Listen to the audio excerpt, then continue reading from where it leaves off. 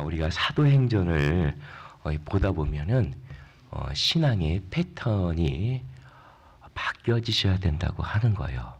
그것이 뭐냐면은 전에 제가 몇 번 말씀드린 것 같은데, 신앙이라고 하는 것은 정적인 신앙이 있고 동적인 신앙이 있다고 말씀드린 것 같습니다. 정적인 신앙이라고 하는 것은 나의 계획과 나의 목표가 있고 내 삶의 문제의 필요가 있는 겁니다. 그래서 그것을 위해서 하나님이 나를 도와주시고 나를 이끄시고 나의 모든 문제를 필요를 채워주시는 그런 구조로 되어 있다고 하는 것입니다.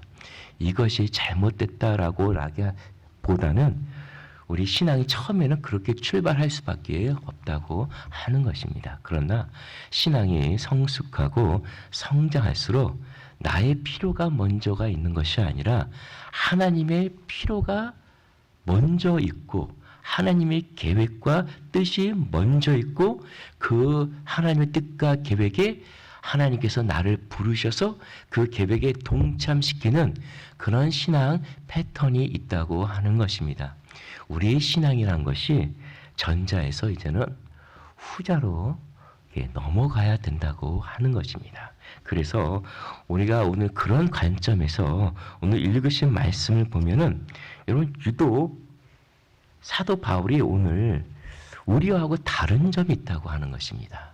그래서 어쩌면은 1차 선교 여행을 끝나고 안디옥에 다시 출발했던 처음 그 안디옥 교회로 돌아왔을 때에 선교 보고를 하는 겁니다. 선교 보고를 하는데 좀 다른 모습을 갖고 있다고 하는 것입니다. 오늘 말씀 속에서 우리가 다른 것들도 말씀 드리고 있을 수 있지만은 우리가 한번 27절 말씀 한번 읽어볼까요? 27절. 사도 바울이 안디옥에 와서 선교 보고하는 것인데 뭐가 다른 건지 한번 우리 보도록 하겠습니다. 27절입니다. 그들이 이르러 교회를 모아 하나님이 함께 행하신 모든 일과 이방인들에게 믿음의 문을 여신 것을 보고하고. 여러분 뭐가 좀 틀리다고 여러분 생각하십니까? 우리는 선교 보고하면 어떻습니까? 사도 바울이 1차 선교를 통해서 선교 보고할 때 이런 것도 우리는 보고했을 거라고 생각되지 않습니까? 사도 바울이 우리 앞에 14장만 보더라도 14장 5절에 보면 어떻게 해요? 꼭 복음을 전하려고 하면 반대자들이 나와서 죽을 위기를 처하고 고생도 하고 정말 돌에 맞아 죽을 뻔한 그런 14장 5절의 그런 모습도 있고, 더 가서는 19장 가서는 돌에 맞아 정말 죽은 줄 알았다고 하는 것이에요. 이렇게 복음을 전하면 위험함과 고난과 고생과 이런 모습들도 선교 보고 속에서 얘기할 수 있을 것 같은데, 저는 실제적으로 얘기했을 거라고 생각되는데 성경은 그런 것에 대해서 관심이 없다고 하는 거예요. 그런 것에 대해서 얘기를 하지 기록을 하고 있지 않다고 하는 거예요. 사도 바울의 형편이 어떠했다. 내가 갔더니 어떻게 그 복음이 역사와 함께 내가 얼마나 그 어떤 위험에 처해 있었는가. 이런 것들도 얘기할 만한데 그런 거에 대해서는 사도 바울이 얘기를 언급하고 있지 않다라고 하는 것입니다. 여러분, 우리가 얘기할 만하지 않아요? 하나님께서 위험 속에서도 어떻게 역사했는가? 그 속에서 하나님이 나를 어떻게 구원했는가? 이런 거를 얘기할 만한데 오늘 27절 말씀은 오직 뭘 얘기해요? 하나님이 함께 행하신 것과 어떻게요? 그 행하신 것이 뭐냐면 이방인들에게 믿음의 문을 여셨다고 하는 것. 그러니까 관점이 틀리다고 하는 것입니다. 그래서 우리가 그러면 이런 차이가 어디서부터 나는가라고 하는 것입니다. 그러니까는 신앙이란 것이 나 중심으로 선교를 해석할 것인가, 신앙을 해석할 것인가, 아니면 하나님의 관점에서 선교를 보고 우리 신앙을 해석할 것인가 하는 것은 이게 다르다고 하는 것입니다. 다르다고 하는 것이 틀린다고 얘기한 것이 아니라 신앙의 관점이 점점 성숙해 갔더라라고 하는 것입니다. 그래서 이런 차이가 어디서부터 생기고 어떻게 바뀌는가라고 했을 때 가장 중요한 것은 사도 바울이 무엇을 가장 중요하게 여기냐면은 예수 그리스도 그분을 자기 삶의 최고의 권위로 세웠다고 하는 거예요. 우리식으로 얘기하면은 성경 말씀을 내 삶의 최고의 권위로 세워놨기 때문에 내가 신앙생활하면서 내가 높아지든 낮아지든 그게 중요한 게 아니라는 거예요. 옛날에는 내가 어떻게 대접을 받는가, 교회에서 내가 어떤 대접을 받는가에 대해서 내가 감정이 좋아졌다가 나빠졌다가, 신앙생활이 좋아졌다가 안 좋아졌다가 이렇게 된다고 하는 거예요. 그러니까 나 중심이란 말이에요. 나 중심. 내가 어떠한 대접을 받고 있는가. 그러니까 내가 권위가 나의 권위가 아직도 있는 거예요. 그런데 말씀의 권위를 두고 예수 그리스도의 권위를 두니까 나도 중요한 게 아니에요. 내가 어떻게 대접을 받는가 이것이 중요한 게 아니에요. 하나님의 뜻이 내 삶을 통해서 이루어지는가, 교회에 하나님의 뜻이 세워지는가, 교회를 통해서 하나님의 뜻이 이루어지고 있는가, 선교와 전도를 통해서 예수 그리스도가 그 빛이 발하고 있는가, 이것이 중요한 이슈지. 그것이 예수 그리스도가 자기 삶에 큰 권위가 세워진 모습으로 나아가는 거지, 내가 어떻게 되느냐, 돌에 맞아 죽느냐, 이거 굉장한 이슈 아니에요?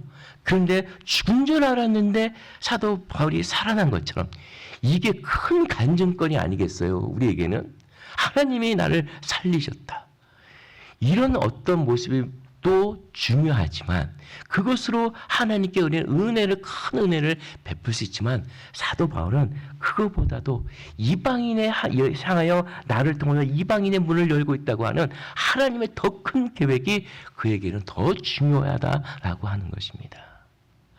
그러니까 어떤 차이가 만들어내고 있냐는 겁니다. 우리 삶의 권위가 어떤 걸로 세워졌느냐라고 하는 겁니다. 우리 신앙의 권위는 무엇입니까? 예수 그리스도가 우리 삶의 권위입니까? 그럼 그분과 그분의 뜻만이 우리 삶의 모든 것이 되어야 되는 것이고, 신앙은 그렇게 흘러가야 된다고 하는 것입니다. 이제까지 어떻게 해요? 우리는 나의 어떤 면에서 욕심일 수 있죠. 나의 필요겠죠. 나의 필요를 채우고 내가 어떻게 대접을 받느냐라고 하는 것이 굉장히 중요한 이슈였어요. 그런데 그것이 아니라 이제는 어떻게 해요? 나가 아니라 예수가 어떤 대접을 받는가, 예수 그리스도가 그분의 빛을 드러내는가, 이것이 큰 관건이었어요. 이제 신앙이라는 것은 그쪽으로 가야 된다고 하는 것입니다. 여러분, 오늘 말씀을 통해서 우리가 요 한 가지만 짚고 넘어가려고 하는 것입니다. 여러분의 삶의 마지막에 남는 것이 무엇이겠습니까? 또 지금도 신앙생활하면서 우리 속 사람이 간절히 원하는 것이 무엇입니까? 그것은 바로 하나님의 부르심에 그 부르심이 함께 동참함으로 내 삶을 마감하는 것, 이것이 가장 삶의 큰 의미라고 하는 것입니다. 내가 내일 하다가 끝나는 것이 아니라 하나님의 부르심, 그 부르심의 자리는 여러 가지라고 한다고 하는 것입니다. 그 삶의 자리에서 하나님이 예수 그리스도를 드러내기 원하신다고 하는 것입니다. 여러분의 삶이 여기까지 오기까지 많은 힘듦과 고생과 어려움이 있었잖아요. 근데 중요한 것은 여러분의 신앙 안에서 많은 어려움이 있었지만은 그것이 여러분의 삶을 뭘 만들어 냈느냐라고 하는 것이에요. 힘듦과 고통이 있는데 신앙에 많은 어려움을 당했어요. 그럼 그것이 지금 나를 무엇을 만들어 내었는가라고 하는 것입니다. 그것이 나를 더 높이는가? 아니면 예수 그리스도를 더 높이는가? 아니면 내가 더 예수 그리스도보다 더 필요 존재로서의 삶 속에서 정말 드러나는가? 아니면 정말 나보다는 예수 그리스도가 정말 내 삶을 통해서 드러나는가? 나를 부르신 자를 위해서 내가 살아가는가? 아니면 나를 중심으로 살아가는가? 이것은 다르다고 하는 것입니다. 그래서 우리의 삶 속에서 나를 부르신 자, 그분의 뜻과 계획 속에서 함께 동참할 때 하나님은 거기에는 어떻게 해요? 힘듦이 있어요. 왜요? 하나님의 부르심의 일은 예수를 못 박은 세상 속에서 예수를 드러내기 때문에 힘든 게 있어요. 어려움이 있어요. 그렇지만 하나님은 부르심의 그 사역 속에 우리와 함께 기쁨의 사역의 기쁨을 주신다고 하는 것입니다. 여러분, 우리의 삶이 하나님의 일을 할 때 가장 기쁜 것입니다. 하나님의 뜻대로 우리의 존재가 되고 하나님의 뜻대로 모든 일을 감당할 때에 거기에 샘솟는 뭐라 형언할 수 없는 그런 기쁨이 있고 만족함이 있다고 하는 것입니다. 오늘 사도 바울의 선교 보고처럼 우리가 누구를 권위를 세울 것인가? 여전히 나 자신의 권위를 세울 것인가? 아니면 말씀과 예수 그리스도의 권위를 세우며 살아갈 것인가? 예수의 권위를 세운다는 것은 나는 점점 낮아진다고 하는 것입니다. 그 낮아짐이 어떤 대가를 치러야 된다는 것을 우리는 알아야 된다고 하는 겁니다. 그러나 대가를 치른 것만큼 내 안에 예수 그리스도에 대한 기쁨이 충만하다고 하는 것을 여러분 기억하시고 그 삶의 방향으로 동적인 신앙으로 살아가시는 우리 모두가 되기를 원합니다. 우리 함께 기도하겠습니다. 살아계신 아버지 하나님, 주의 성령께서 우리 마음을 주장하여 주시어서 하나님, 우리의 삶의 모든 것 되시는 주님만을 권위자로 세우게 하여 주시옵소서. 하나님, 우리의 연약함과 우리 힘듦이 있고 우리의 고생이 있고 우리의 아픔이 있습니다. 하나님, 그러나 그 일을 통해서 하나님은 우리의 아픔과 고통을 통해서 예수 그리스도를 드러내셨고 그 예수 그리스도를 비추게 하셨고 예수 그리스도를 통해서 하나님의 일의 역사를 드러내셨습니다. 하나님, 우리가 이 일을 통해서 하나님의 권위를 더욱더 세우며 나아갈 수 있도록 도와주시옵소서. 우리의 힘듦과 아픔은 우리 예수 그리스도께서 아시오니 그날에 주님께 맡기고 이 땅에서 하나님 오직 예수 그리스도의 권위만을 세워서 살아갈 수 있도록 도와주시옵소서. 모든 것 주께 맡기며 예수님의 이름으로 기도합나이다. 아멘.